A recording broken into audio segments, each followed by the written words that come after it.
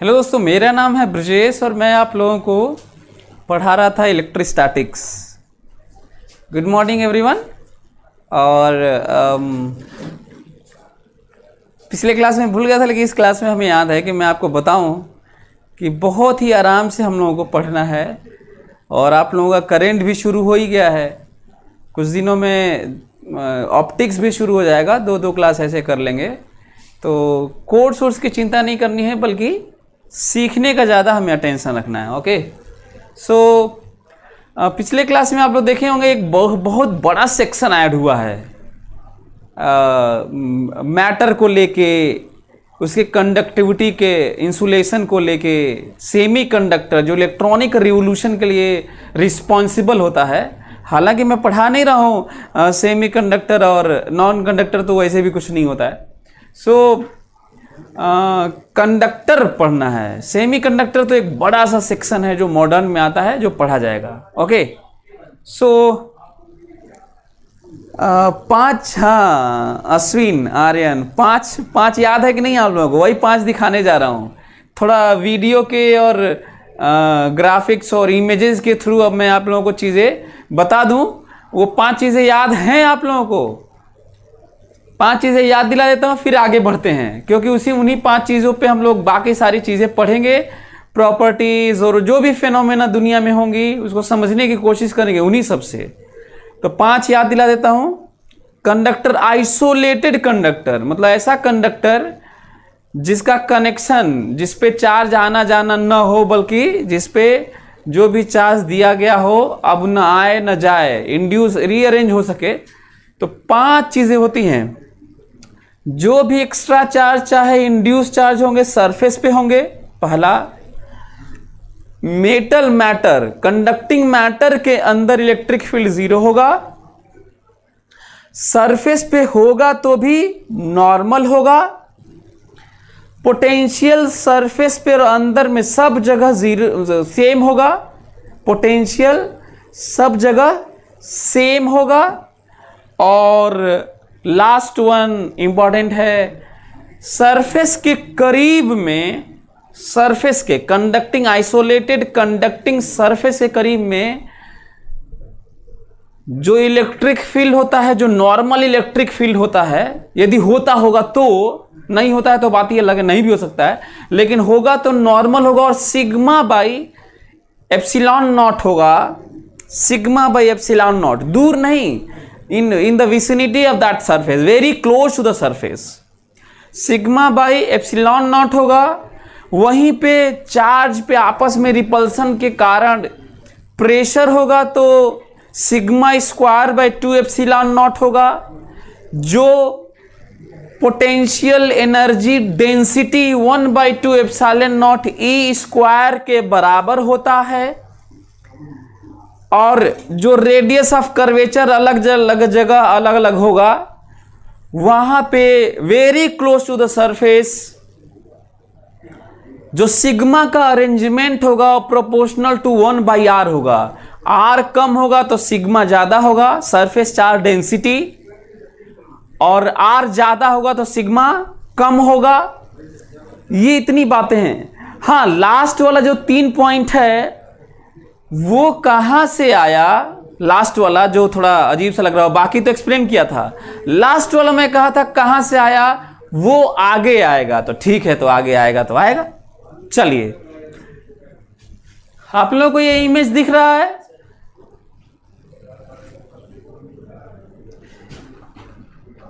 यदि मैं इसको यहां से दिखाऊं तो ज्यादा अच्छा रहेगा। देखिए, यदि मेटल है, उसके एटम्स हैं, तो उसमें किस तरह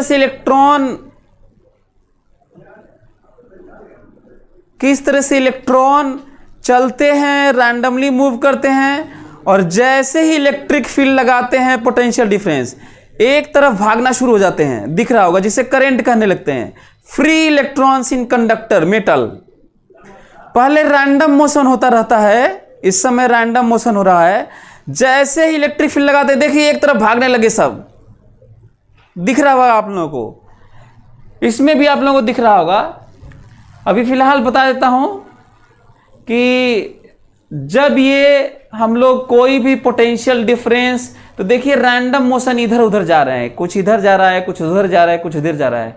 जैसे ही पोटेंशियल डिफरेंस या इलेक्ट्रिक फील्ड लगाते हैं उसके अक्रॉस, वैसे ही सब एक तरफ भागना शुरू हो जाते हैं इलेक्ट्रॉन्स। यदि फील्ड इधर लगा है तो इधर भागना शुरू हो जाएंगे सब के सब, जिसको कंडक्टिविटी कहते हैं। तो हमें लगता है कि आप लोग समझ गए होंगे। ये अंदर का लैटिस दिखा रहा हूं जो कंडक्टिंग मैटर होता है, जिसके कारण करंट की बात होती है। अच्छा, आगे बात करते हैं। ये देखिए एक पॉइंट चार्ज है। पॉइंट चार्ज का आपको पता ही है, पॉइंट चार्ज का आपको पता ही है। पॉइंट चार्ज का अपना पूरे स्पेस में फील्ड होता है, लेकिन उस फील्ड में कंडक्टिंग मैटर्स को रखे गए हैं। कंडक्टिंग कुछ मान लीजिए स्लैब है, अजीब सा शेप का, दो कंडक्टिंग मैटर है। आप लोग ध्यान दे रहे होंगे अंदर में फील्ड जीरो हो चुका है, अंदर में फील्ड जीरो हो चुका है, अंदर में फील्ड जीरो हो चुका है। और इसलिए हुआ है क्योंकि अपने इलेक्ट्रॉन्स को रीअरेंज कर लिए हैं। ये अपने इलेक्ट्रॉन्स को रीअरेंज कर लिए हैं। इलेक्ट्रॉन इधर, पॉजिटिव इधर, net zero. Electron blue, electron इधर, plus red, electrically neutral, but inside metal conductor electric field zero. और एक और नोटिस किए होंगे, हर जगह नॉर्मल है, हर जगह जो इलेक्ट्रिक फील्ड है नॉर्मल है, नॉर्मल है, नॉर्मल है, इलेक्ट्रिक फील्ड नॉर्मल है, इलेक्ट्रिक फील्ड नॉर्मल है, नॉर्मल है इलेक्ट्रिक फील्ड नॉर्मल है, अंदर तो जीरो है। और सब जगह पोटेंशियल भी सेम है। हमें लगता है मेरी बात आप लोगों को मेरी बात समझ में आ रही होगी। अभी भी देखिए इलेक्ट्रिक फील्ड में यदि कंडक्टिंग स्फीयर को रख दिया जाए तो भी चार्ज रीअरेंज हो जाएंगे। और देखिए इलेक्ट्रिक फील्ड नॉर्मल है, देखिए नॉर्मल, परपेंडिकुलर, सरफेस के परपेंडिकुलर। ये बात ये तो बनाया भी था मैं, याद है, इसी तरह की बात किया था मैं। यदि हम लोग क्यूबॉइड रख दें तो भी वही बात हो रही है। यदि इलेक्ट्रिक फील्ड इधर अप्लाई कर दें तो आखिर अंदर इलेक्ट्रिक फील्ड जीरो क्यों होता है? क्योंकि ये जो इलेक्ट्रिक फील्ड है एक्सटर्नल अंदर में होता है, पर चार्ज के रीअरेंजमेंट के कारण भी उल्टा होता है। अब इसको इलेक्ट्रिक फील्ड माना ना जाए, this is electric field due to arrangement of charges, net zero, net zero. ये देखिए जिसकी बात मैं कर रहा था कि इसको रखे, रीअरेंजमेंट हुआ, फिर क्या हो गया, ये बात मैं कर चुका हूं। यही बात किया था जो कहा था कि सरफेस के लॉन्ग देखो ये चलाने लगा, स्लिप कराने लगा जब हम लोग इलेक्ट्रिक फील्ड अप्लाई करते हैं। तो अब देखो क्या स्थिति है ऐसे, और फिर उसके बाद ये सी वाला स्थिति है जब इलेक्ट्रिक फील्ड के अंदर में किसी में कंडक्टर को रखते हैं तब की बात है। फिर वही पॉजिटिव चार्ज को यदि रख दें और बगल में एक कंडक्टिंग स्फीयर रख दें, उस पर रीअरेंजमेंट ऑफ चार्ज होगा और किस तरीके से इलेक्ट्रिक फील्ड ट्विस्ट हो जाएगा ताकि अंदर इलेक्ट्रिक फील्ड जीरो रह सके। कंडक्टिंग स्फीयर है ये, conducting sphere and point charge near by sphere. तो अकेले रहता है तो इलेक्ट्रिक फील्ड ऐसे होता है, इसने रीअरेंजमेंट के कारण कैसे चेंज कर दिया ये आपके सामने है। ये देखिए यदि हम लोग एक negative non conducting sphere charge को, स्फेरिकल चार्ज नॉन कंडक्टिंग जहां पे माइनस ही माइनस अरेंज हो, तो इलेक्ट्रिक फील्ड किस तरीके से कंडक्टिंग इस एल शेप के कंडक्टिंग मैटर पे रीअरेंजमेंट होता है वो आपके सामने है। और ये जो गोला गोला बना हुआ है इक्विपोटेंशियल सरफेसेस है, यहाँ पे सब जगह पोटेंशियल सेम है, यहाँ पर, यहाँ पर, यहाँ पर, यहाँ पर सब जगह पोटेंशियल सेम है। और उतना ही पोटेंशियल अंदर में भी सब जगह सेम है। और दूर थोड़ा जाओगे तो पोटेंशियल सरफेस कैसे रहते हैं, हमेशा फील्ड के ये जो डॉट डॉट लाइंस है वो इलेक्ट्रिक फील्ड लाइंस हैं। और ये जो ये बना हुआ है ब्लू कलर का ये डार्क लाइन है, ये इक्विपोटेंशियल सरफेसेस है, लाइंस है। फिलहाल 2D प्लेन में तो लाइन ही कहेंगे, 3D में सरफेस कहने लगते हैं हम लोग। ये देखिए यदि किसी कोन पर या किसी नॉन यूनिफॉर्म रेडियस वाले सिलेंडर पर,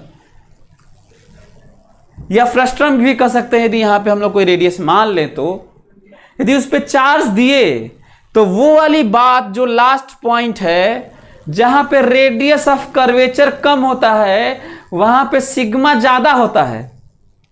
जहां पे रेडियस ऑफ कर्वेचर कम होता है वहां पे सिग्मा ज्यादा होता है और ई भी ज्यादा होता है। और जहां पे रेडियस ऑफ कर्वेचर, देखिए infinite radius of curvature straight है तो ऑलमोस्ट जीरो चार्ज डेंसिटी है और इलेक्ट्रिक फील्ड आपके सामने है, ऑलमोस्ट टेंडिंग टू जीरो।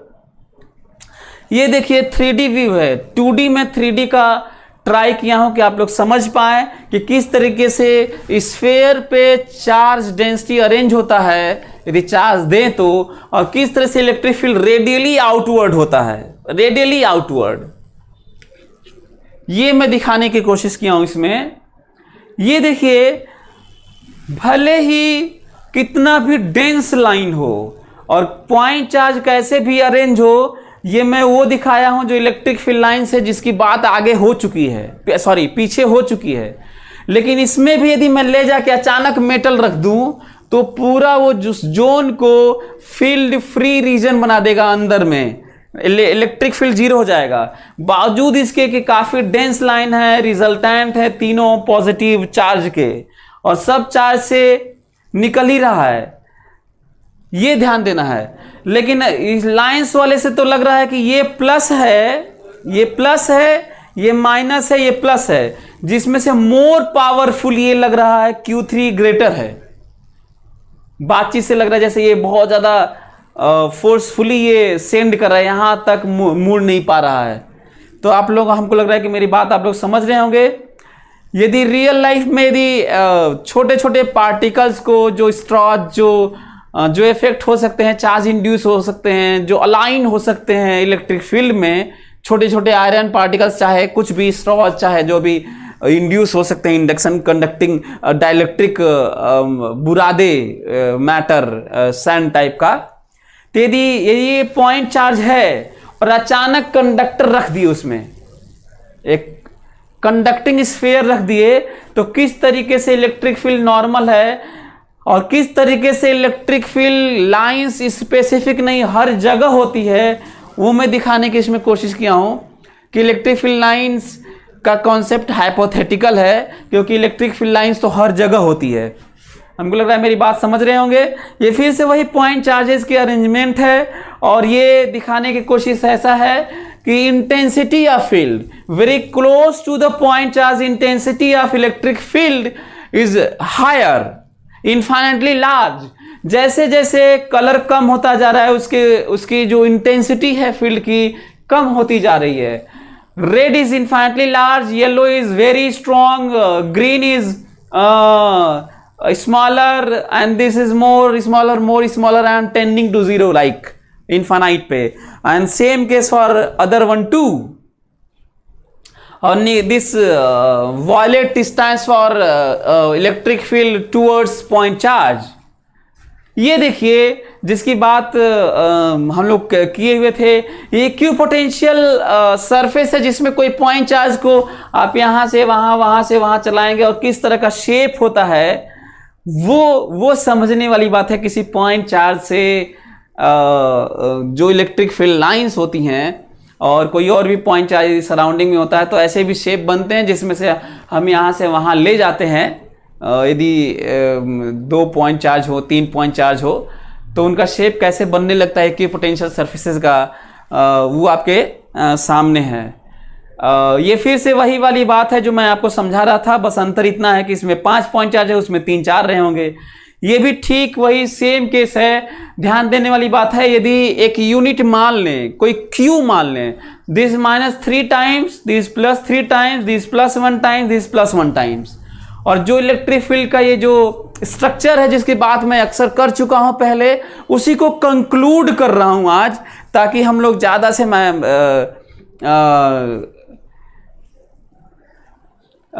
किए होंगे उसको मैं थोड़ा बताने की कोशिश कर रहा हूँ। फिर से इसमें यदि कोई कंडक्टिंग मैटर रख दें, आइसोलेटेड कंडक्टर, अंदर में फील्ड 0 हो जाएगा, वो 5 पॉइंट होल्ड करेगा। ये वाला जो पॉइंट है outside field created by both charges. ये जो दिख रहा है ना, ये जो दिख रहा है मोटा सा, ये रिजल्टेंट इलेक्ट्रिक फील्ड है। लेकिन आप कह सकते हैं कि सर यदि स्फीयर है, ये ब्लू कंडक्टिंग स्फीयर है, यदि स्फीयर है तो अंदर में इलेक्ट्रिक फील्ड क्यों बनाए हैं, आप क्वेश्चन कर सकते हैं। तो मैं वही समझाने की कोशिश कर रहा हूं कि ये हमको बताओ कि ये जो निगेटिव चार्ज है, क्या इसका अंदर में फील्ड है कि नहीं? तो आंसर है। पहले ये पॉइंट दिमाग में बैठाओ कि जो फील्ड हम कहते हैं कहीं पे भी, वहां पर नेट फील्ड की बात होती है। किसकी बात होती है? नेट फील्ड की बात होती है। बाकी सब अपना अपना फील्ड होता है और कहीं भी होता है, मेटल कंडक्टिंग मैटर के अंदर होता है। जैसे यदि मैं कहीं भी जहां पे भी E0 कहा तो समझने वाली बात है कि वहां पे E नेट की बात हो रही है कि किसी पर्टिकुलर एक का इफेक्ट है। जब नेट की कहा जाएगा तो 0 कहोगे, और जब नेट E नहीं कहा जाएगा, केवल E कहा जाएगा तो भी नेट ही मानोगे। लेकिन कहा जाएगा इसके द्वारा बस बताओ, उसके द्वारा बस बताओ, नेट मत बताओ, तब तो सोचना पड़ेगा। तो बताओ इसका फील्ड अंदर में है कि नहीं? इसका फील्ड यहां पे भी है, जैसे पॉइंट चार्ज का फील्ड होता है वैसे ही है। बस अंतर इतना है कि चार्ज इस पे रीअरेंज होके ऐसा रीअरेंजमेंट हुआ है कि इनके कारण फील्ड ऐसे ऐसे भी हो गया है।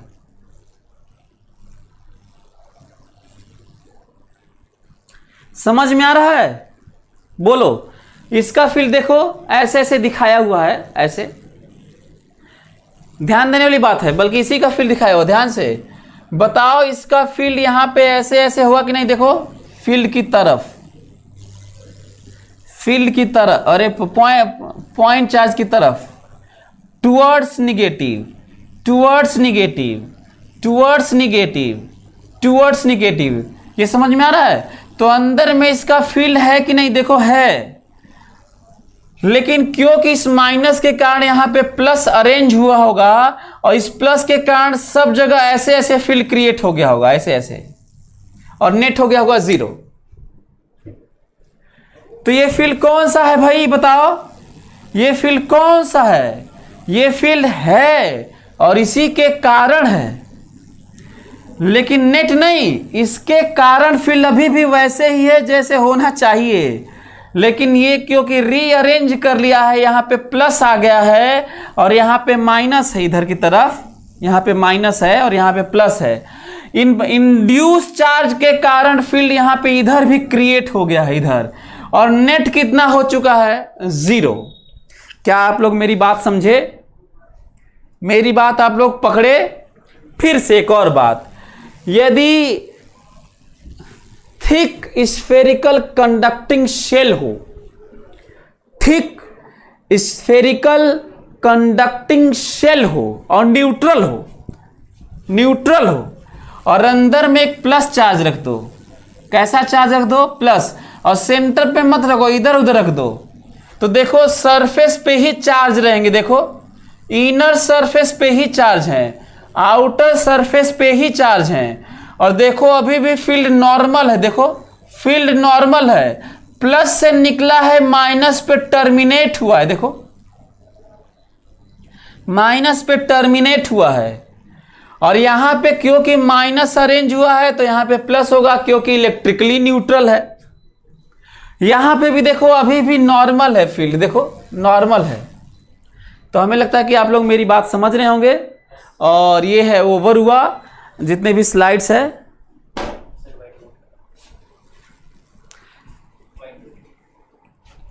ये तो सर लेफ्ट साइड पे आउटवर्ड क्यों है? लेफ्ट साइड पे आउटवर्ड क्यों है? नहीं, तो हाँ तुषार पांडे, मैं कह रहा हूं कि फील्ड नॉर्मल होता है, इनवर्ड भी हो सकता है और आउटवर्ड भी। तुषार, फील्ड सरफेस पे होगा, अंदर में नहीं होगा, सरफेस पे हो सकता है, नॉर्मल होना जरूरी है, फील्ड इनवर्ड भी हो सकता है सरफेस पे और आउटवर्ड भी हो सकता है। यदि सरफेस पे माइनस चार्ज है तो इनवर्ड होगा, यदि सरफेस पे जहां जहां प्लस है वहां पे आउटवर्ड होगा। तो शेल के उधर जिधर लेफ्ट में कह रहे हो वहां पे माइनस था इसलिए आउटवर्ड था, जहां पे प्लस वहां पे प्लस था इसलिए आउटवर्ड था, माइनस रहेगा तो इनवर्ड होगा। लास्ट क्वेश्चन में ही बोल रहा हूं, लास्ट क्वेश्चन में ही जहां पे आउटवर्ड था वहां पे प्लस था इसलिए आउटवर्ड था, जहां जहां माइनस होगा वहां वहां इनवर्ड होगा। हाँ, सूरज ठाकुर बिल्कुल सही बोले हो, आउटवर्ड इसलिए था क्योंकि वहां पे पॉजिटिव चार्ज था, इंड्यूस चार्ज था। एनीवे, चलिए, हमें लगता है कि सभी लोग मेरी बात समझ गए होंगे और ऐसे बताने से हमको लगता है कि आप लोग ज़्यादा महसूस कर पाते होंगे कि रियलिटी में जो चीज़ें दिखती हैं वो कैसी होती हैं। और इसी का फ़ायदा मैं ले भी रहा हूँ इंटरैक्टिव बोर्ड का और इस पिक्चर और वीडियोज़ का, है ना। तो ज़्यादा आपको आसानी से ज़्यादा महसूस करेंगे, कहीं भी क्वेश्चन होगा तो आसानी से सोच पाएंगे। चलिए, हम लोग बात करते हैं, वो पाँचों पॉइंट याद रखिएगा।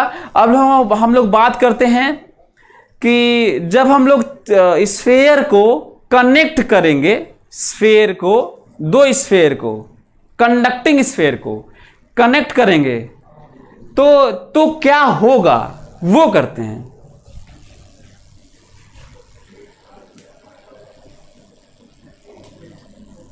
कंडक्टिंग स्फेयर्स, यही रहेगा, ब्लू रहेगा, सही है।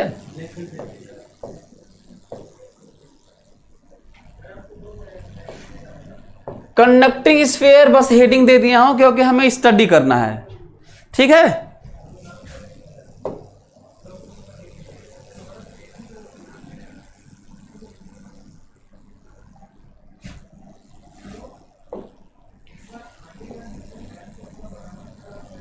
Conducting sphere, conducting sphere heading, ऐसा इसी का डिटेल हम लोग बात करेंगे, ठीक है। Okay, conducting spheres.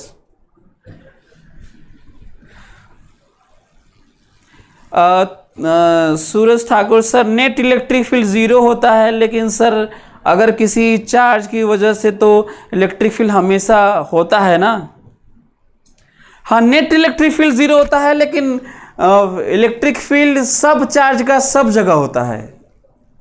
Suraj Thakur, जितने भी चार्ज है, इंड्यूस चार्ज हो, रीअरेंज चार्ज हो, चाहे चार्ज बाहर हो, आउटसाइड हो, इनसाइड हो, सबका फील्ड सब जगह होता है। यही पहले भी पढ़े हैं, सबका फील्ड सब जगह होता है और मेंशन नहीं होता है तो नेट की बात करते हैं, इसीलिए कहते हैं इलेक्ट्रिक फील्ड इनसाइड 0 होता है, क्योंकि नेट 0 होता है।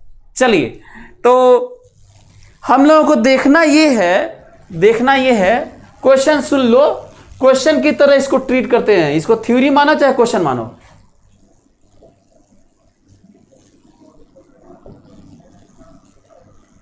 इसको, ये है R1,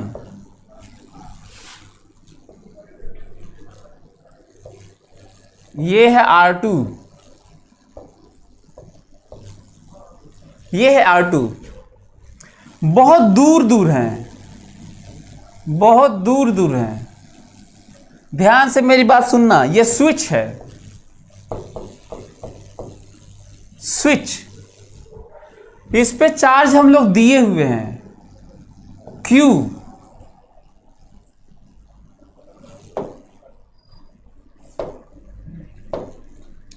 इस पे हम लोग चार्ज दिए हुए हैं Q, इस पे चार्ज हम लोग Q दिए हुए हैं और चार्ज इस पे अरेंज है। मेरी बात ध्यान से सुनिएगा आप लोग, ताकि हम लोग तेजी से अब आगे के क्वेश्चन कर पाए। और ये है न्यूट्रल, ठीक है। ये चार्ज Q है, ये है न्यूट्रल और कनेक्शन नहीं है, बहुत दूर। कंडक्टिंग वायर से यदि हम लोग इसको अचानक जोड़ दें, मैं जानबूझ के इस तरह का अरेंजमेंट बनाया हूं और स्विच की बात कर रहा हूं, स्विच क्लोज की बात कर रहा हूं, कंडक्टिंग वायर की बात कर रहा हूं, लार्ज सेपरेशन की बात कर रहा हूं। जब इस तरह से क्वेश्चन में लिखा रहे तो घबराना नहीं, बल्कि उसका मतलब समझना कि उन सब का मतलब क्या है, ये ज्यादा जरूरी है। ओके, इसको कैसे क्वेश्चन लिखा जा सकता था बताओ? इसको क्वेश्चन कैसे लिखा जा सकता था? क्वेश्चन ऐसे लिखा जा सकता है कि conducting sphere of radius r1 having positive charge on it q positive charge on it, now it is connected to a conducting neutral sphere of radius r2 kept at infinitely large distance through conducting wire. Then find common potential difference, then find charge on each sphere, then find electric field inside, then find electric field on surfaces, then find surface charge density. ये find सब लिखा होगा, मैं उसको लिखवा के नहीं बल्कि हम लोग निकालते हैं। Okay, now switch is closed,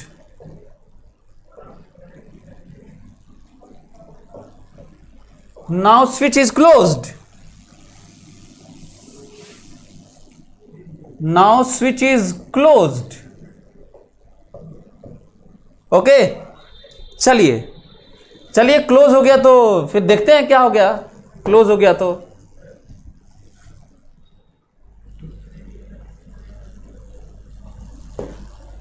ध्यान से देखेंगे आप लोग।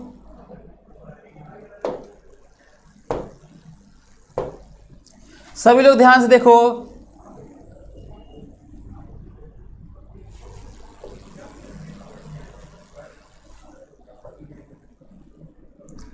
सभी लोग ध्यान से देखो, इसको कहा गया है R1 है और इसको कहा गया है R2 है, रेडियस। ठीक है, ओके। अब ये क्या हुआ, चार्ज दोनों पे चला गया। हुआ ये कि चार्ज दोनों पे चला गया, कुछ चार्ज इस पे है और कुछ चार्ज इस पे है, कुछ चार्ज इस पे है। अब क्वेश्चन ये उठता है कि आखिर दोनों पे चार्ज गया क्यों? पहला क्वेश्चन, आखिर ये दोनों पे चार्ज गया क्यों? इसलिए गया क्योंकि जितनी भी चीजें कनेक्टेड होती हैं, बड़ा स्टेटमेंट, क्योंकि और भी चीजें आती रहेंगी, 5 चीज तो है ही, तो वो जो 5 चीज है उन्हीं में से एक पॉइंट है। जितने भी चीजें कंडक्टिंग चीजों से आइसोलेट होकर कनेक्टेड होती हैं, now this is not isolated. पहले आइसोलेटेड था, 5 चीजें होल्ड कर रही थी, अब ये आइसोलेटेड नहीं है। हाँ, ये दोनों मिला के आइसोलेटेड है ये। अब ये पॉइंट इकट्ठा कनेक्टेड है, तो जितने भी कंडक्टिंग चीजें कनेक्टेड रहती हैं और कनेक्ट होकर आइसोलेट रहती हैं एज ओवरऑल, फिर से वही 5 चीज लगती है, फिर से वही 5 चीज।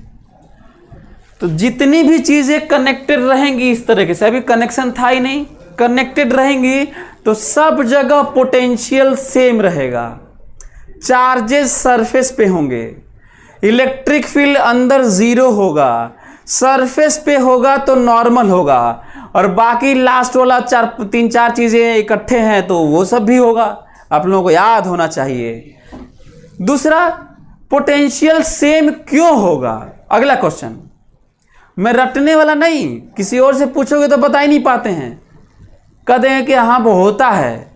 मैं कह रहा हूँ कहीं और भी इससे पहले भी पोटेंशियल सेम क्यों होता है, जो मैं पढ़ाया था आज बता देता हूँ। वो जो पॉइंट था पोटेंशियल सेम क्यों होगा वो तो बताया था उस समय।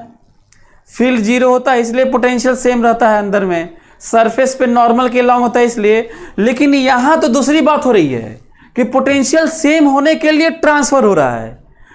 मैं बताता हूं, ध्यान से सुनेंगे आप लोग। जहां पे पोटेंशियल सेम नहीं होगा, यहां पे कुछ और पोटेंशियल था पहले, यहां पे कुछ और था। ऐसे ऐसे देखो फील्ड है, ऐसे ऐसे ऐसे ऐसे ऐसे ऐसे फील्ड है, देखो ऐसे ऐसे प्लस चार्ज का।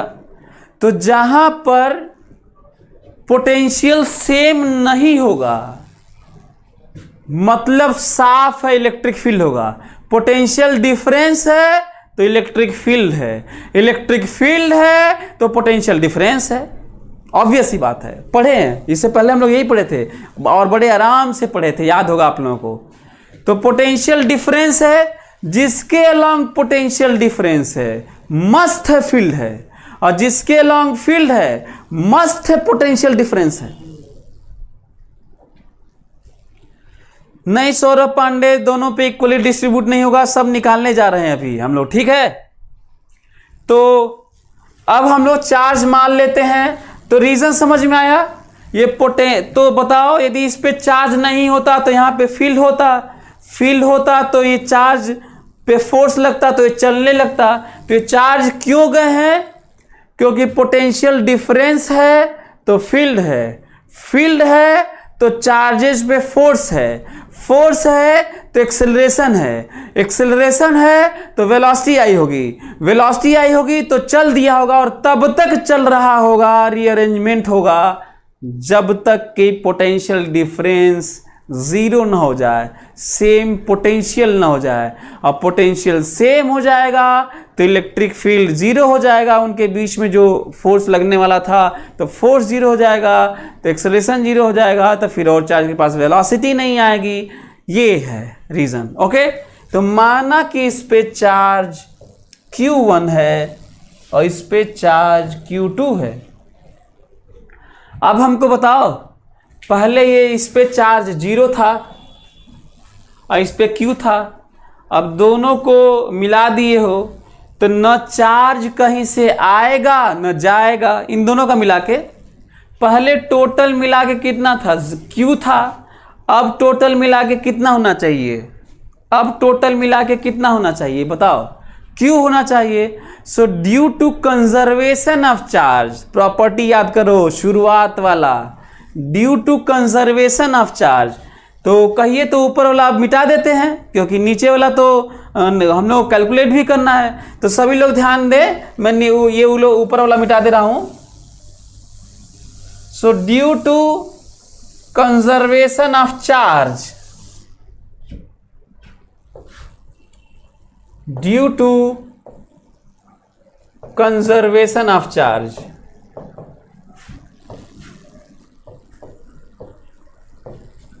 Due to conservation of charge, Q1 plus Q2 बराबर Q, Q1 प्लस Q2 बराबर Q। कोई दिक्कत?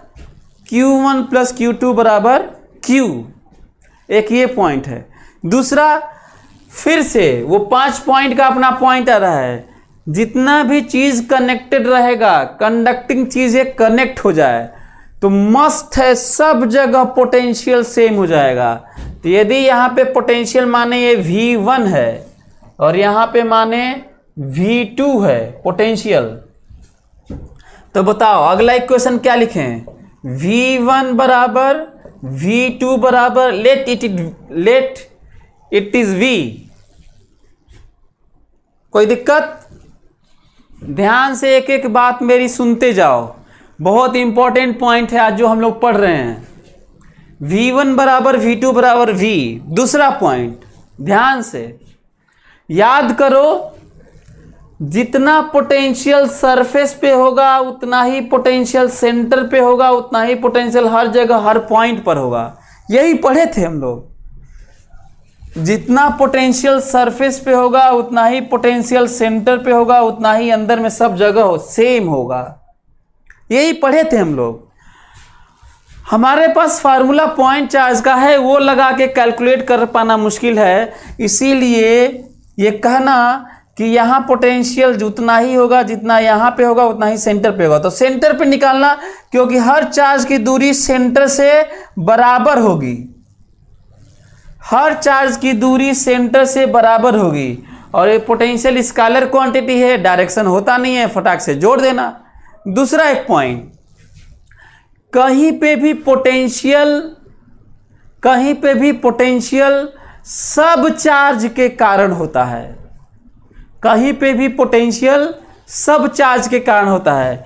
तो बताओ यहाँ पे पोटेंशियल निकालोगे तो केवल Q1 का होगा कि Q2 का होगा कि दोनों का होगा? रिप्लाई फास्ट, मेरे से बात करो, चलो इंटरेक्ट करो। मैं यहाँ पोटेंशियल लिखने जा रहा हूँ सेंटर पे, तो बताओ Q1 का पोटेंशियल यहाँ पे होगा कि Q2 का पोटेंशियल यहाँ पर होगा कि दोनों का यहाँ पोटेंशियल होगा? जल्दी कम ऑन, रिप्लाई फास्ट, जल्दी। देखता हूँ जो पढ़ाएं वो आप लोगों को याद है कि नहीं।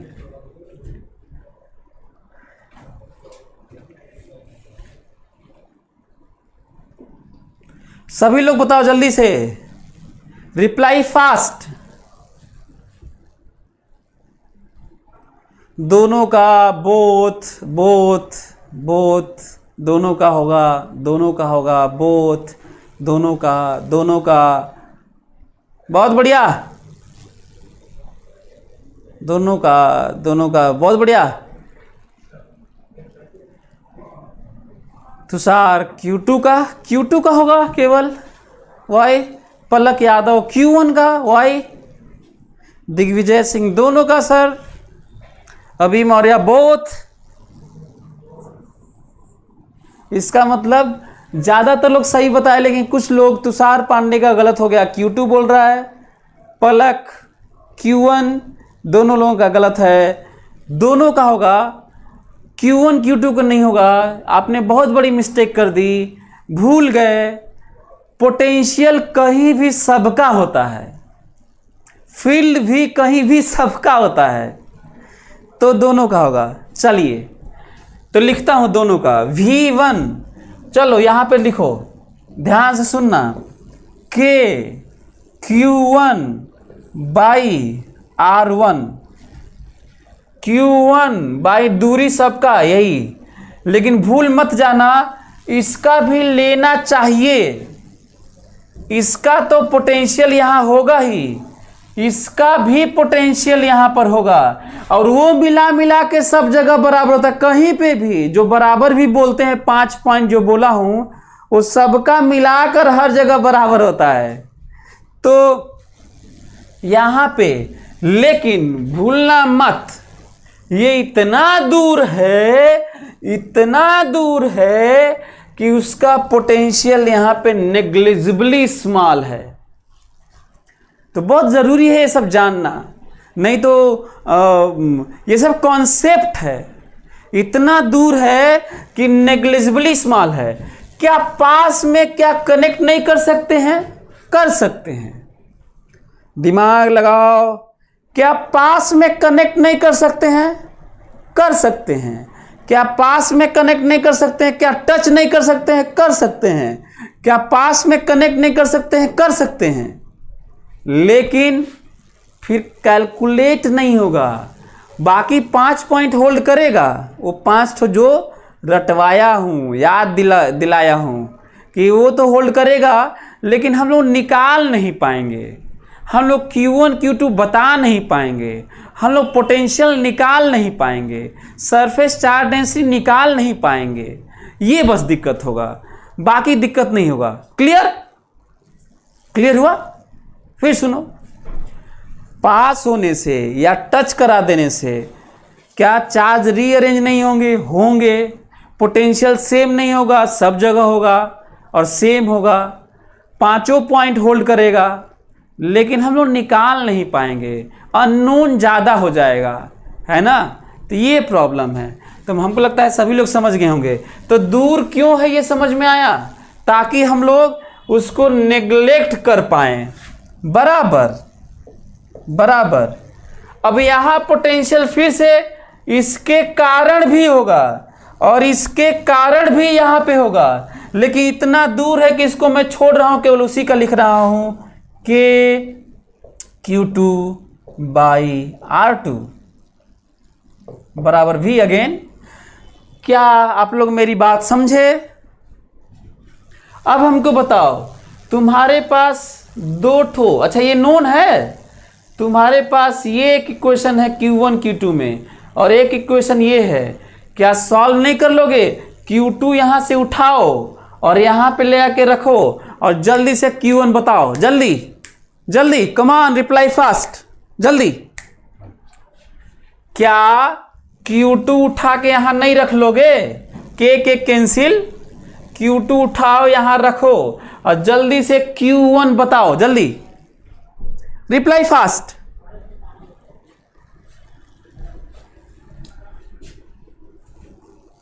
अच्छा ये पास में होता ना तो पोटेंशियल सेम होता, पर दिक्कत ये होता कि पोटेंशियल जब इसका लिख रहे होते तो ये लिखते लिखते इसका भी लिखना पड़ता V1 के लिए।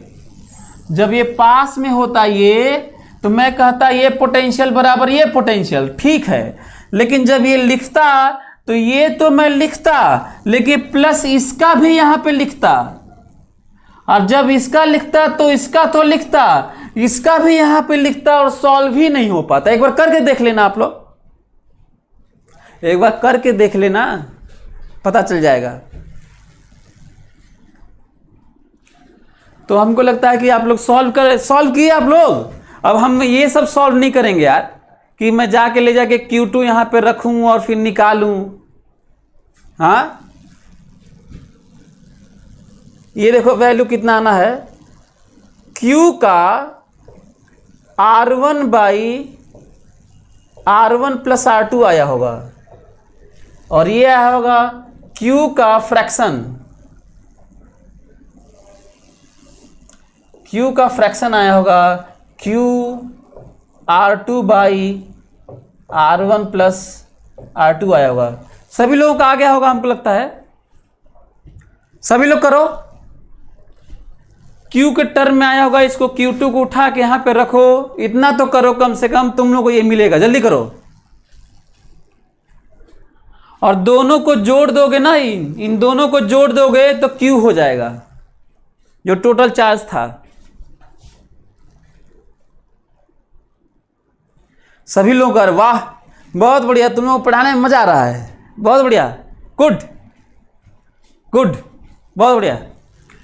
तो हम लोगों के पास ये चार्ज आ गया। तो एक चीज लग रहा है निकल के हम लोग के सामने एक पॉइंट आ गया है Q। यदि इस तरह से कनेक्शन हो तो, इस तरह से कनेक्शन हो, Q is directly proportional to R, Q is directly proportional to R, क्योंकि नीचे कांस्टेंट है। ज्यादा रेडियस देखो ये सेम है, देखो ये Q और नीचे सेम है, ये Q और नीचे सेम है। More radius more charge, less radius less charge, charge proportional to radius, देखने से लग रहा है। कोई दिक्कत? अच्छा, यदि बहुत दूर दूर कनेक्ट हुए हैं तो क्या Q1 को उठा के यहां पे रख लोगे? अच्छा, इसके साथ में एक और चीज ध्यान दिए होगे, यहीं से देखो तो Q1 बाई Q2, यहीं से इक्वेशन Q1 बाई Q2, यही यहां से भी दिख रहा है वैसे, Q1 बाई Q2 बराबर R1 बाई R2 दिख रहा होगा। Q1 बाई Q2 बराबर R1 बाई R2, यहां से भी आ रहा होगा Q1 बाई Q2 बराबर R1 बाई R2। बोलो, एक और रिलेशन कर सकते हो, Q1 by R1, Q1 by R1 बराबर Q2 by R2, Q1 by R1 बराबर Q2 by R2।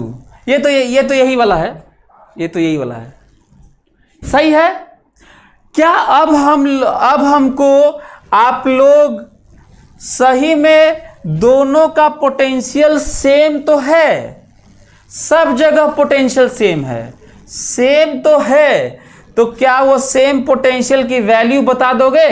V, find V कैसे आएगा? या तो Q1 उठा के यहां पे रख लो, या तो Q2 उठा के यहां पे रख लो, रख के देखो सेम ही आएगा। रखो, चलो रखो, Q1 उठा के यहां पे रख लो और V मिल जाएगा, या Q2 उठा के यहां पर रख लो, तुम्हें V मिल जाएगा और सेम मिलेगा। जल्दी से निकाल के बताओ भी कि कितना मिल रहा है।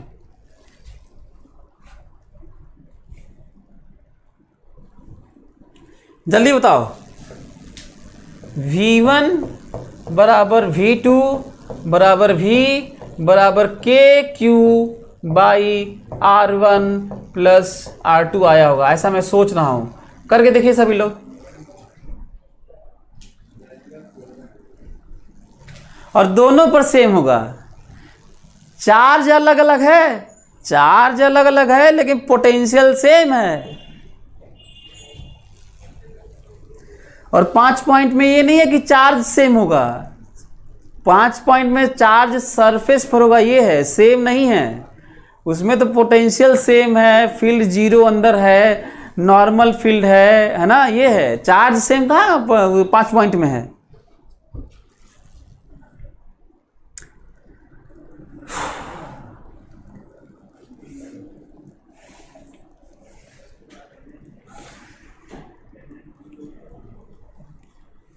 आप लोगों को समझ में आया? बोलो। यदि समझ में आ गया, यदि हम लोग इसको सॉल्व कर लिए और यहाँ पे पॉइंट चीजें चली आई, यदि यहाँ पे चीजें चली आई साथ में, तो क्यों ना हम लोग इसको मिटा के थोड़ी और बात कर लेते हैं। चलिए,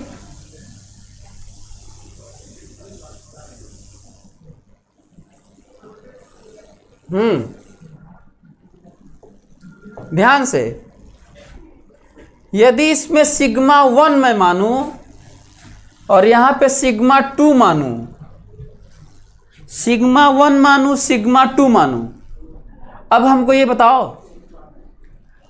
बताओ, कि ये सिग्मा 1 सिग्मा 2 आ जाएगा सरफेस चार्ज डेंसिटी, मतलब total charge by total area. जल्दी से कमान, रिप्लाई फास्ट, रिप्लाई फास्ट। क्या सिग्मा सरफेस चार्ज डेंसिटी आ जाएगा? इसका अलग और इसका अलग, बोलो बताओ। सिग्मा 1 कैसे निकालूं? सिग्मा 1 बराबर Q1 total charge by total area. ठीक लिखा हूं, देखो तो, total charge by total area. भाई ऐसे ही तो निकालते होगे सिग्मा।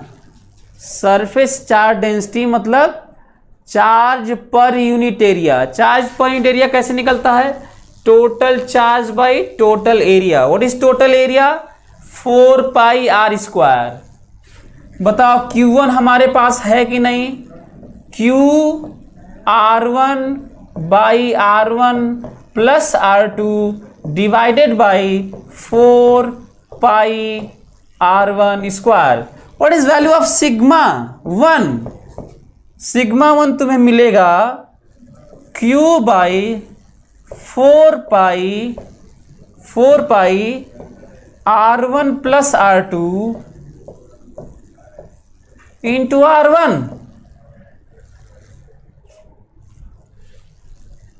बोलो। Q बाई, देखो ये R1 ये और ये वाला कैंसिल हो गया होगा, स्क्वायर यही मिला होगा। यदि ऐसा है तो क्या सिमेट्री से लिख सकते हो? क्या सिमेट्री से ये सिग्मा 1 है, क्या सिग्मा 2 भी सिमेट्री से लिख सकते हो? सिमेट्री से सिग्मा 2 लिख रहा हूं। Q 4 pi R1 plus R1 plus R2 into R2।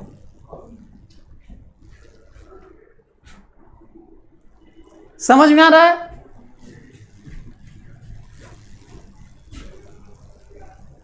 बोलो। अब ये बताओ कि यदि मैं इसको देखूं तो देख रहा हूं सेम है, तो क्या इसको लिखा जा सकता है K बाई R1 और इसको लिखा सकता है K बाई R2? बोलो। वेयर K इज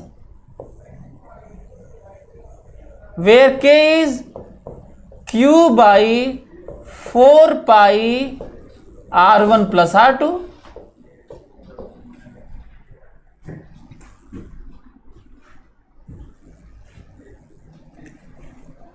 बोलो। यहां से हम लोग के पास कुछ नए इक्वेशन मिल गए।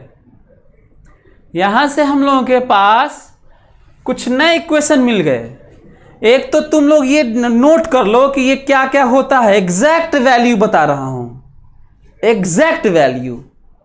अब रही बात, इन बातों से सिग्मा 1 बाई सिग्मा 2 से लग रहा है k by R1 k by R2, यहां से साफ पता चल रहा है कि हम लोग, इसको मैं मिटा देता हूं, हम लोग कह सकते हैं sigma proportional to 1 by R, या वो स्मॉल r या कैपिटल R फर्क नहीं पड़ता है।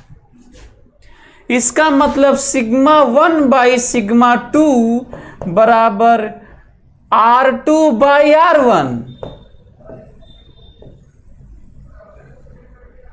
सिग्मा 1 बाई सिग्मा 2 बराबर R2 बाई R1, या फिर सिग्मा 1 R1 बराबर सिग्मा 2 R2। सिग्मा 1 R1 बराबर सिग्मा 2 R2। ये अच्छा, यहां पे भी डिवाइड कर सकते हैं, यहीं पे डिवाइड कर लीजिए, आपको मिल जाएगा ये वाला, यहीं पे डिवाइड कर लीजिए।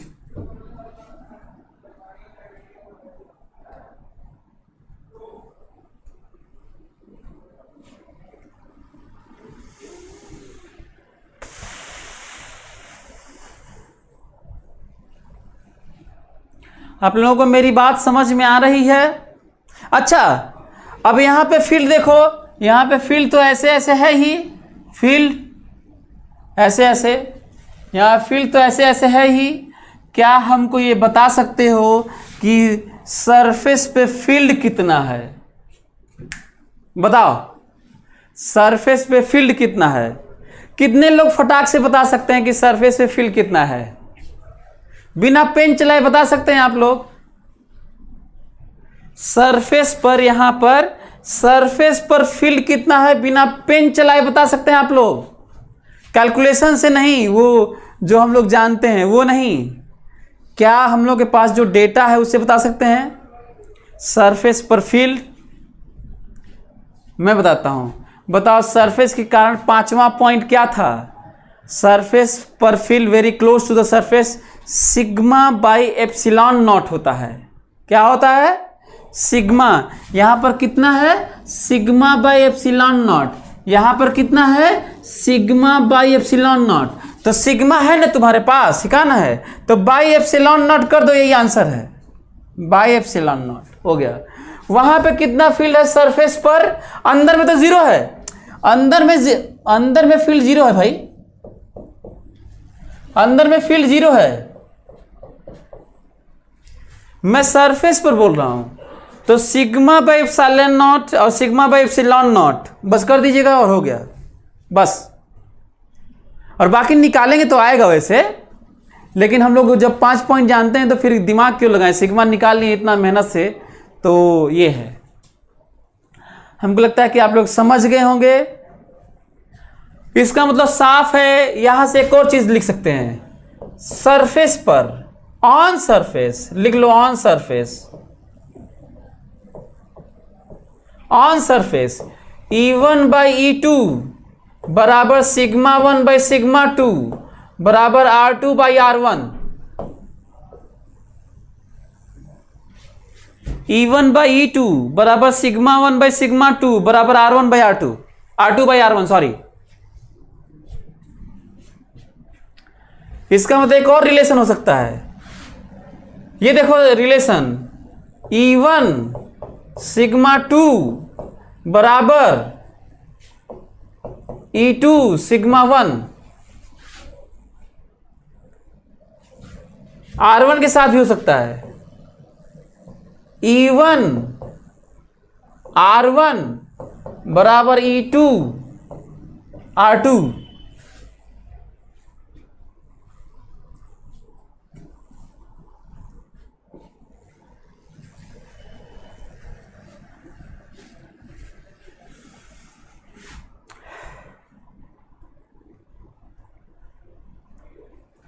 हमको लगता है कि आप मेरी बातें पूरी तरह से, इनके बारे में जितना भी डिटेल हो सकता है, जितना भी डिटेल हो सकता है सब मैं आपको बता दिया, जितना भी डिटेल हो सकता है। ये बहुत इम्पोर्टेंट था, ये बहुत इम्पोर्टेंट था, और इसका डिटेल जो बात हो रही थी वो बहुत इम्पोर्टेंट था। अब मैं आप लोगों से कुछ पूछना चाहता हूं। ये लो ध्यान देना ना, नीचे सम होता है, ऊपर टोटल चार्ज का ऐसे अरेंज होता है। तो देखता हूं कि आप लोग बता पाते हैं कि नहीं फटाक से। मैं ये देखना चाहता हूं कि आप लोग फटाक से बता पाते हैं कि नहीं। चलिए मैं आपसे पूछता हूं, ये आप लोग नोट कर लीजिएगा। आप लोग इसको कॉपी में ज़रूरी है, बिना कॉपी के मत बैठा करो, लिखा करो। चलिए मैं कुछ पूछता हूं, आप लोग बताइएगा।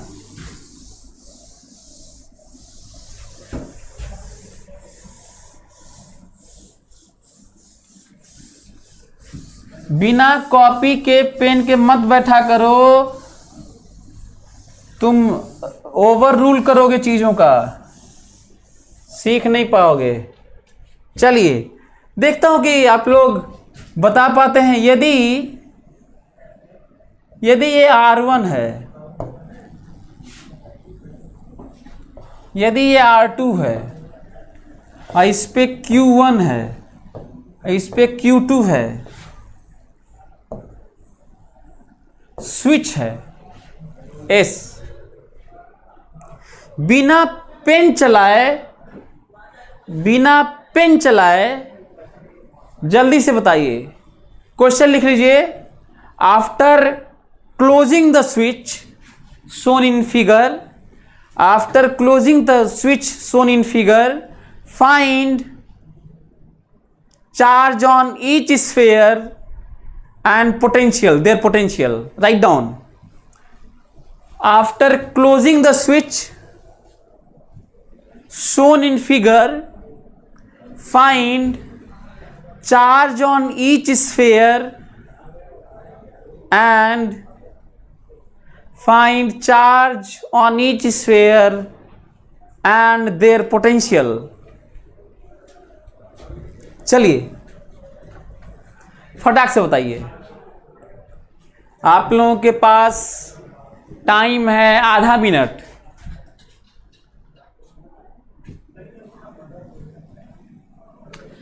जैसे ही इसको कनेक्ट करेंगे, अच्छा बिना पेन चलाए बताना है, पेन नहीं चलाना है ना। उतना सारा चीज था जिसको याद करने के नाम पे ये दिया हूं, ताकि हम लोग कहीं पे कोई चीज को फटाफट कर दें, मतलब सोच के कर दें ऐसे।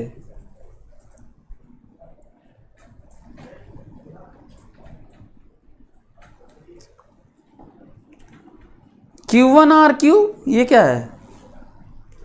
अंकित बेहरा, ये क्या लिखा है? कुछ भी लिखने लग रहे हैं सब।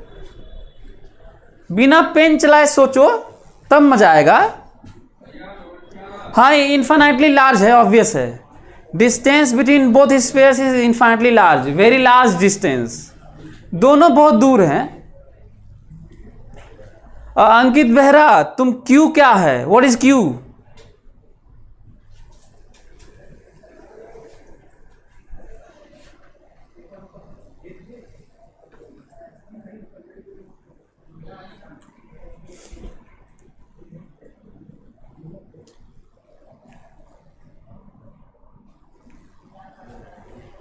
आकाश राणा, व्हाट इज Q? क्या कुछ भी लिखते रहते हो? Q कहाँ है? Q तो है ही नहीं। जितना डेटा दिया उतना ही ना बताओगे।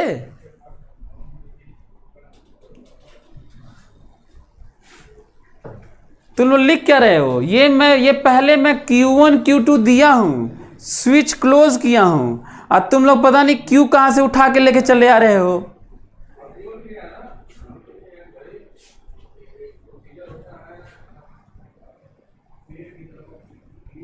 हाँ, अब प्रेम गहलोत, अब सही है, अब बढ़िया है। हाँ, पंडित शुभम तिवारी, तो खतरनाक नाम लिखा यार। तिवारी भी लगा के पंडित भी लगा लिया। ये एक तो खतरनाक नाम भी रहा, आया तेरा बाप। गजब गजब सब। एनीवे, सो कई लोग तो यही कंफ्यूज हुए कि सर यही पढ़ाए थे आप, Q1 Q2 यही क्यों पूछ दिए। इतने धुरंधर होते हैं, मतलब उनके दिमाग में चल रहा होगा कि सर यही तो बताए थे, और इसीलिए कई लोगों का आंसर भी आ रहा है Q इंटू R1/R1 प्लस, पता नहीं Q कहाँ से लेके चल रहा है। फिर से चलो, जो लोग कम समझ पाते हैं मेरी बात ध्यान सुनना, चलो ध्यान सुनो। किसी क्वेश्चन का आंसर या कैलकुलेशन में फाइनल रिजल्ट हमेशा उस टर्म में होता है, टर्म जो दिया गया होता है, अपने से कुछ भी नहीं लाना चाहिए। बताओ इस क्वेश्चन में क्या था, as shown in figure switch is closed, find charge on each surfaces and potential. मतलब ये सब दिया गया है, ठीक है। क्यों दिया नहीं हूं, अपने से क्यों उसी में पेश दे रहे हो, पता नहीं क्या कर रहे हो। तो ये तो कम से कम इतना तो करो। तो चलो स्विच क्लोज कर रहे हैं, ध्यान से ये देखो, क्लोज किया। अब बताओ कनेक्ट हो गए दोनों। अब कनेक्शन से इसका क्या मतलब, पिछले वाले क्लास को याद करो, टोटल चार्ज का, टोटल चार्ज। अब तो कनेक्शन से अब अपना अपना चार्ज का कोई मतलब नहीं होता है। टोटल चार्ज का यहां पे कितना जाता है और टोटल चार्ज का यहां पे कितना जाता है वो हम लोग जानते हैं, और वही करने जा रहे हैं। प्रोपोर्शनल निकाले तो थे यार, टोटल चार्ज का कहां कितना जाएगा यही तो बताना है। तो चलो बताओ, मान लो क्लोज करने के बाद, आफ्टर क्लोजिंग इट,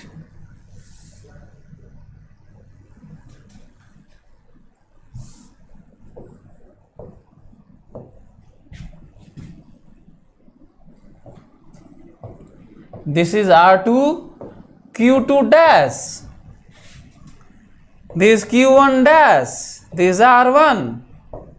ये नया चार्ज है। अब ये नहीं मालूम है, यही निकालना है। तो बताओ Q1 डैश टोटल चार्ज कितना था, बताओ। Q1 प्लस Q2 था। जब कनेक्ट कर देते हैं तो इससे कोई मतलब नहीं होता कि पहले चार्ज कितना था।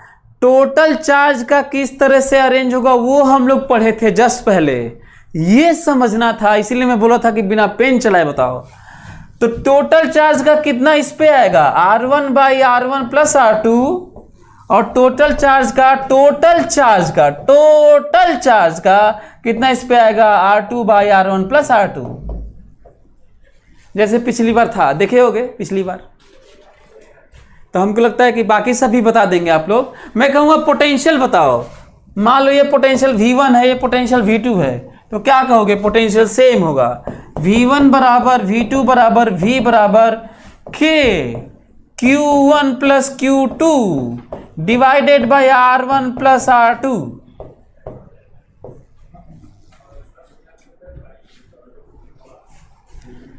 तो क्या ये बात समझ में आई, किस तरीके से किसी चीज को हम लोग इस तरह से सोचेंगे कि टोटल चार्ज किस तरह से अरेंज हो कि हर जगह पोटेंशियल सेम हो। बोलो।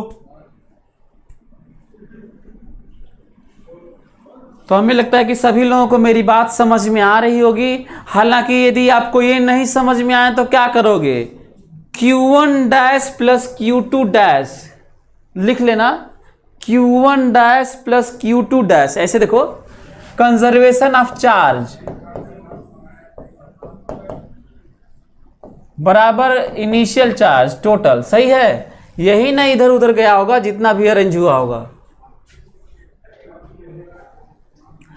इसको ऐसे भी मान के कर सकते हैं कि माना स्मॉल q इधर से इधर गया है, तो Q1 माइनस Q और Q2 प्लस Q, ये ऐसे भी कर सकते हो। अननोन केवल एक ही रहेगा, स्मॉल q रहेगा। अब फिर से पोटेंशियल सेम करना, पोटेंशियल V1 बराबर V2 लगाना, रिजल्ट आएगा। ये भी कर सकते हो, तुम्हारे ऊपर है, कई तरीके से कर सकते हो। लेकिन क्या पिछले वाले क्वेश्चन से लग नहीं रहा कि अब Q is replaced by Q1 plus Q2 conservation of charge? बोलो। यदि ऐसा है तो एक और बात कर लेते हैं।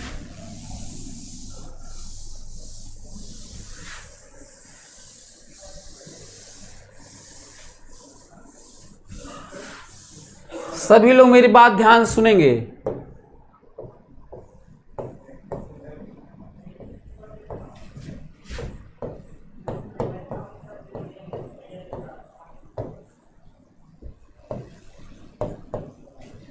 Corona discharge. इसको आप लोगों को मैं समझा देता हूँ। आप लोग अपने कॉपी में, मैं कई बार हर साल मैं करता हूँ, बच्चों को बोलता हूँ कि ये सब अपने कॉपी में अपने से लिखना, बहुत मजा आएगा। ठीक है, तो चलिए ध्यान से सुनिएगा मेरी बात और अपने कॉपी में लिख लीजिएगा।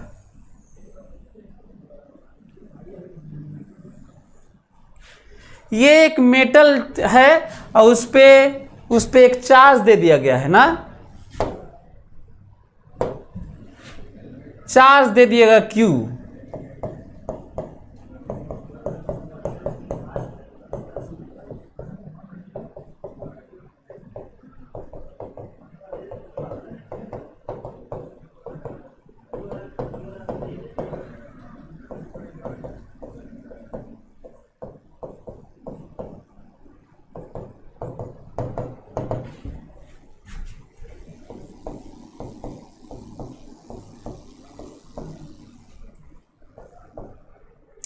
अंदर में तो आपको पता ही है E0 होता है।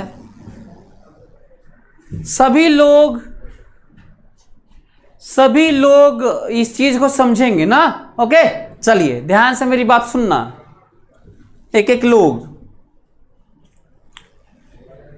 आखिर ये कोरोना डिस्चार्ज मतलब किसी मेटल पे चार्ज देने से ये कॉर्नर के थ्रू डिस्चार्ज क्यों होता है? ध्यान से सुनेंगे सभी लोग। ये बताओ, यदि ऐसे है तो रेडियस बड़ा है, ऐसे है तो रेडियस छोटा है, ऐसे है तो रेडियस और छोटा है, ऐसे है तो रेडियस और छोटा है, और कॉर्नर है तो रेडियस टेंडिंग टू 0 है। बोलो,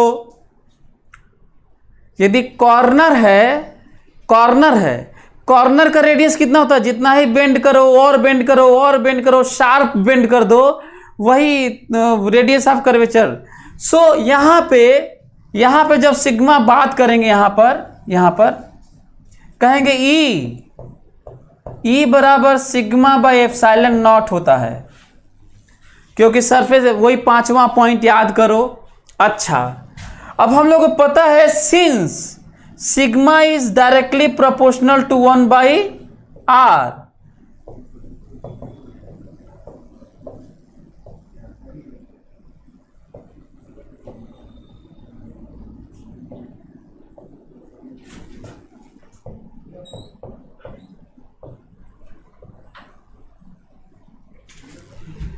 आप लोगों को यही आज पढ़ाया हूं। 1/r के प्रोपोर्शनल में होता है, जहां पे r कम होगा, शार्प कॉर्नर पे r tending to 0, so r tending to 0, so sigma tending to infinite, and sigma tending to infinite, E tending to infinite. और E टेंडिंग टू इनफाइनाइट मतलब इतना बड़ा इलेक्ट्रिक फील्ड होगा, इतना हाई लेवल का electric field होगा कि यहां पर जो एयर होंगे ना, एयर मॉलिक्यूल, जो यहां पर एयर मॉलिक्यूल होंगे, एयर मॉलिक्यूल, उसमें जो इलेक्ट्रॉन होंगे, यहां पे जो फील्ड होगा, सभी लोग लिखेंगे अपने से। ये बताओ, यहां पे हर एटम मॉलिक्यूल में इलेक्ट्रॉन और प्रोटॉन होंगे। प्रोटॉन पर फील्ड का फोर्स अवे, न्यूक्लियस, एटम के न्यूक्लियस पर पॉजिटिव चार्ज अवे, और इलेक्ट्रॉन को खींचेंगे, चीर फाड़ कर देंगे। इलेक्ट्रिक फील्ड इधर है, प्लस चार्ज, तो इलेक्ट्रॉन को क्या करेंगे? खींचेंगे, और न्यूक्लियस को रिपेल करेगा और उसको टीयर ऑफ कर देगा, एटम को टीयर ऑफ कर देगा। लेकिन इतना आसान नहीं होता। कहीं पे भी एटम को टीयर ऑफ करने वाला केवल कौन हो सकता है? Very very high electric field. और है, अब इससे हाई इलेक्ट्रिक फील्ड क्या होगा? तो इलेक्ट्रॉन को एयर के एटम्स जो होंगे, ऑक्सीजन, नाइट्रोजन, कार्बन डाइऑक्साइड के अपने जो भी, उनके इलेक्ट्रॉन को क्या कर लेगा? ये खींच लेगा और न्यूक्लियस को चार्ज करके भेज देगा, मतलब चार्ज्ड एटम, मतलब न्यूक्लियस को भेज देगा, रिपेल कर देगा। अब बताओ, इस पे माइनस चार्ज आएगा, इलेक्ट्रॉन को खींचेगा, तो बताओ ये धीरे धीरे माइनस इस पे आने लगेगा, तो डिस्चार्ज होगा कि नहीं? ये बोलो, ये धीरे धीरे डिस्चार्ज होगा कि नहीं? सो समझ में आ गया कोरोना डिस्चार्ज। तो कैसे लिखोगे कोरोना, यदि आपको इसका प्रोसेस लिखना है कि corona discharge is a discharging process of a metal, charged metal through its corner due to high electric field at that very close to the point of that corner, due to which air molecules get ionized due to tearing of the atoms, pulling electrons and repelling the nucleus, by pulling the electrons and repelling the nucleus. So हमको लगता है कि आप अपने स्तर से लिखिएगा, एक पैसेज लिखिएगा बढ़िया सा। सभी लोग लिखने का स्किल भी होना चाहिए, केवल यही नहीं जीना है कि हमें आईटी जाम में जाना है, पीएमटी में जाना है, बाकी सब ठीक है, एंजॉय करिए, लिखने आना चाहिए। तो आप देखिए किस तरीके से जो चार्ज्ड मेटल होता है किस तरह से कॉर्नर के थ्रू वो डिस्चार्ज होता है, इलेक्ट्रॉन को खींचता रहता है। अच्छा, किसी और के थ्रू नहीं होगा, यहाँ पे इलेक्ट्रिक फील्ड इनफाइनाइट नहीं, यहाँ पे तो रेडियस ठीक ठाक है, यहाँ पे नहीं, केवल कॉर्नर पे। और क्यों होता है आपके सामने है। तो सभी लोग ये पैसेज बनाएंगे और अपने से लिखेंगे, जो आज मैं समझाया हूँ फटाक से लिख लेना। What is corona discharge. Okay, thank you so much, अगले क्लास में मिलते हैं।